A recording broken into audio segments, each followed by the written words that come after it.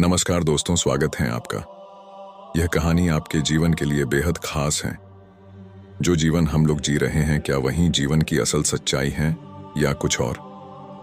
तो चलिए जानते हैं भगवान बुद्ध के जीवन से प्रेरित जीवन का सत्य की मदद से। बुद्ध के संघ सबके लिए खुले रहते। बुद्ध संघ का अर्थ है जो भी व्यक्ति बौद्ध भिक्षु बनकर बुद्ध के साथ रहना चाहता हूं, बौद्ध की शरण में आना चाहता हूं।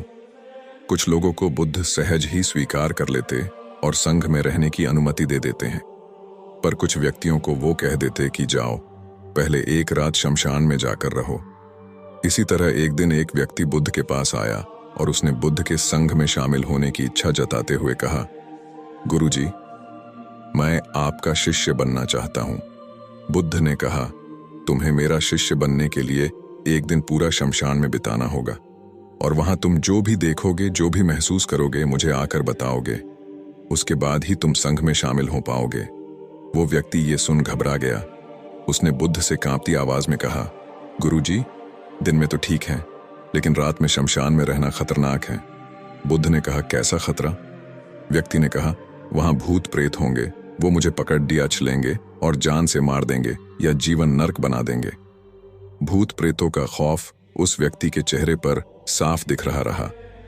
पर बुद्ध ने कहा, क्या तुमने भूत प्रेत देखे हैं?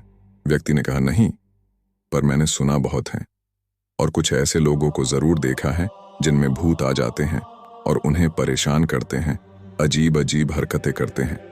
इस पर बुद्ध ने कहा, फिर तो अब तुम्हारे पास ये सुनहरा अवसर है ये जानने के लिए कि क्या वाकई भूत प्रेत होते हैं या नहीं। तुम एक रात शमशान में व्यतीत करो। वहां अगर तुम्हें कुछ ऐसा लगे कि वो भूत हैं, तो देखना कि वो कैसा दिखता है, और यदि ऐसा कुछ ना हुआ तो तुम ये जान पाओगे कि भूत प्रेत जैसी कोई चीज नहीं होती। इस तरह पूरी रात तुम जो भी अनुभव कर पाओ, वो सुबह मुझे आकर बताना। बुद्ध की बातों से वो व्यक्ति जिज्ञासु हो जाता है। व्यक्ति बोला, ठीक है गुरुजी, मैं एक पूरा दिन और रात शमशान में गुजारूंगा। बुद्ध ने कहा, ठीक है, अभी तुम स्नान कर लो और आश्रम में जाकर भोजन करके आराम करो। कल सूर्य की पहली किरण के साथ ही शमशान पहुंच जाना। व्यक्ति के जाने के बाद बुद्ध ने अपने 4 शिष्यों से कहा कि वह व्यक्ति कल शमशान जाएगा। तुम उसके पीछे जाना और उस पर नजर रखना, पर ध्यान रहे उसे भनक भी न लगे कि कोई उस पर नजर रख रहा है। अगले दिन सुबह होते ही वो व्यक्ति शमशान पहुंच गया। बौद्ध भिक्षु भी उस व्यक्ति का पीछा करते हुए एक जगह छुपकर उस व्यक्ति पर नजर रखने लगा। जब तक दिन था तब तक वो व्यक्ति शमशान में इधर उधर घूमता रहा। उसे खास वैसा कुछ भी अनुभव नहीं हुआ, लेकिन जैसे जैसे सूर्यास्त के साथ अंधेरा घनाता जा रहा था, उस व्यक्ति की धड़कनें बढ़ती जा रही थीं। किसी तरह उस व्यक्ति ने पूरी रात शमशान में गुजार ही ली और सुबह होते ही वो बुद्ध के पास पहुंच गया। बुद्ध ने व्यक्ति से पूछा, बताओ, शमशान में कैसा समय व्यक्तित्व हुआ तुम्हारा? क्या अनुभव किया, क्या क्या देखा? व्यक्ति बोला, गुरुजी, जैसे ही मैं सुबह सुबह शमशान पहुंचा तो वहां कुछ घंटे बाद मुझे कुछ लोगों की भीड़ शमशान की ओर आती दिखाई पड़ दी, जो एक अर्थी लिए आ रहे थे। मैंने जब उन लोगों को ध्यान से देखा तो उनमें से कुछ लोग बेहद दुखी, कुछ लोग सामान्य और कुछ लोग बेहद खुश थे। वो लोग उस मृत इंसान के बारे बोल रहे थे कि इस व्यक्ति ने बहुत अच्छे कर्म किए हैं, बहुत किस्मत वाला है ये। इसके बाद उस मृत बुजुर्ग के बेटे ने अपने वृद्ध पिता की चिता को अग्नि दी।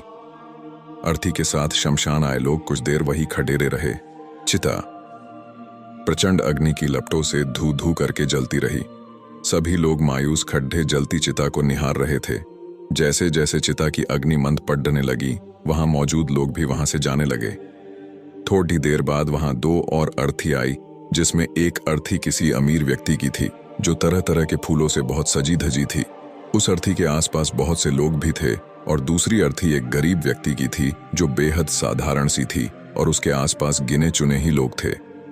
अमीर व्यक्ति की चिता चंदन की लकड़ी पर जलाई गई, जबकि गरीब व्यक्ति की चिता साधारण लकड़ियों पर जलाई गई। पहले अमीर व्यक्ति की चिता को जलाया गया क्योंकि वो अमीर था। उसके बाद गरीब व्यक्ति की चिता जलाई गई। दोनों व्यक्तियों की चिताएं जिप जल गई तो सभी लोग शमशान से चले गए, लेकिन मैं वहीं खड्डे चिताओं को देखता रहा। अब बुद्ध ने कहा, तुमने उनकी चिताओं को देखकर क्या समझा, क्या अनुभव किया? व्यक्ति ने कहा, गुरुजी, दोनों की चिताएं समान थीं। दोनों के ही शरीर उन चिताओं में समान तरीके से ही जले। उसके बाद जब सब कुछ जलकर राख में बदल गया तो वो राख भी एक समान ही थी। गुरुजी, उसके बाद वहां पर एक औरत की अर्थी आई। उस औरत का पति बहुत दुखी था, फूट फूट कर रो रहा था। अर्थी के साथ शमशान में आए बाकी लोग भी बहुत दुखी थे। वो सभी उसके पति को सांत्वना दे रहे थे। हे बुद्ध गुरु, मैंने उसमें देखा कि बहुत से लोग काफी ज्ञानी थे, वो ध्यान की बातें कर रहे थे। मैंने ध्यान से उनकी बातों को सुना तो वो बोल रहे थे कि अर्थी की सवारी करते हुए मृत होकर एक दिन तो सबको यहाँ आना ही है। जीवन हमें इंसानियत और परोपकार से जीना चाहिए, अधर्म कर्म से दूर रहना चाहिए, किसी को कभी कष्ट नहीं देना चाहिए।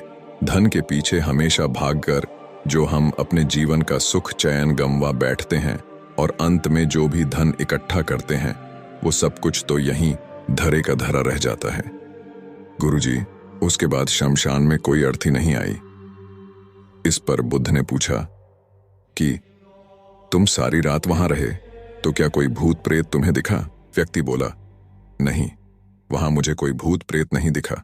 हालांकि मन में एक डर तो था, पर सच कहूं तो पूरी रात मैं अपने आप से ही डरता रहा। कभी हवाओं से हिलने वाले पत्तों की आवाजों से डरता रहा, तो कभी वहां आसपास मौजूद जीव जंतुओं की आवाजों से डरता रहा।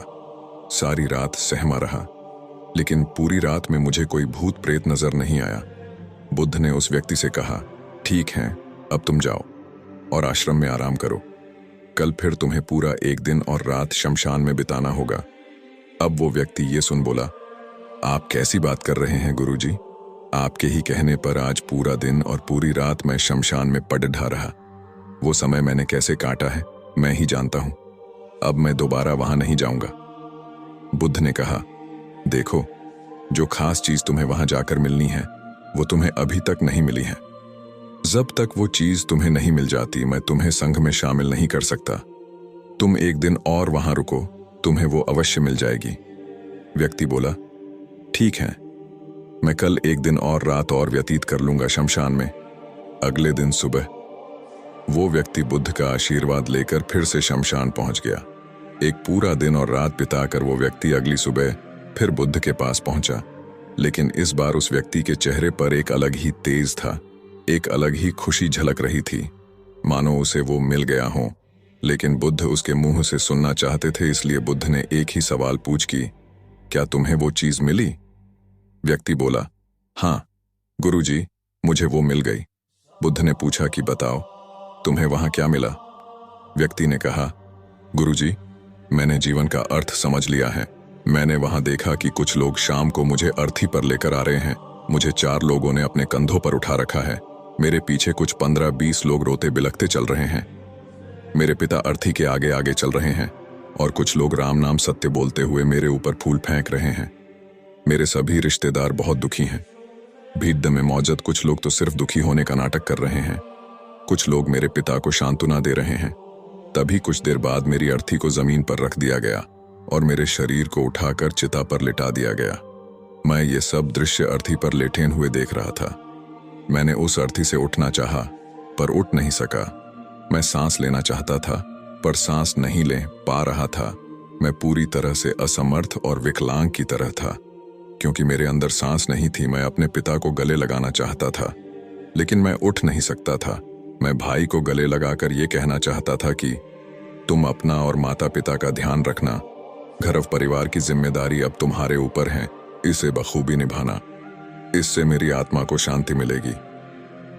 कुछ समय बाद मेरा मुंह कपड़े से ढक दिया गया और शरीर के ऊपर कोई लकड़ियां रख दी गई। मुझे अब कुछ भी दिखाई नहीं दे रहा था। फिर उसके बाद मुझे अत्यंत गर्मी महसूस हुई। मुझे एहसास हुआ कि मुझे अब जलाया जा रहा है। धीरे धीरे लकड़ियों के साथ साथ मेरा पूरा शरीर जलने लगा।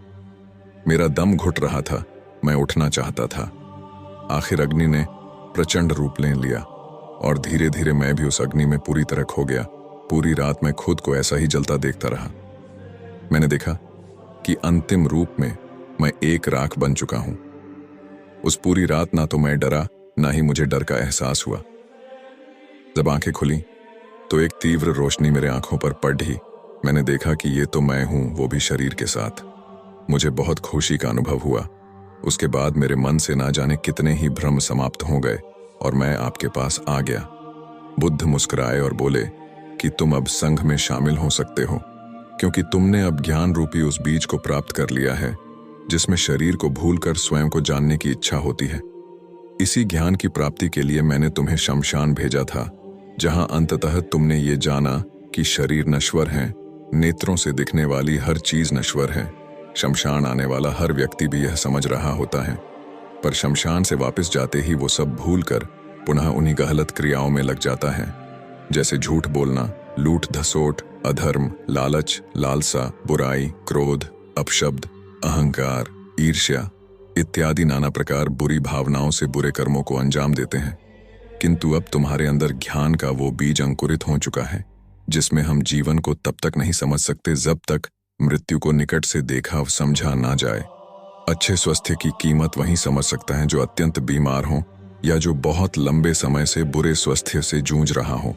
ठीक उसी तरह जीवन का महत्व वही समझ सकता है जो मृत्यु से रूबरू हुआ हो या जो मृत्यु को समझ चुका हो, एहसास कर चुका हो। अब तुम्हें इसी बीज को लक्ष्य बनाकर कर ध्यान की मदद से स्वयं को और ज्यादा जानना है और ज्ञान की उस सीमा पर पहुंचना है जिसे जानने के बाद कुछ भी शेष नहीं रह जाता। कोई इच्छा, कोई लालसा शेष नहीं रह जाती। मन हर विचारों से मुक्त हो जाता है, सब शून्य में समाहित हो जाता है।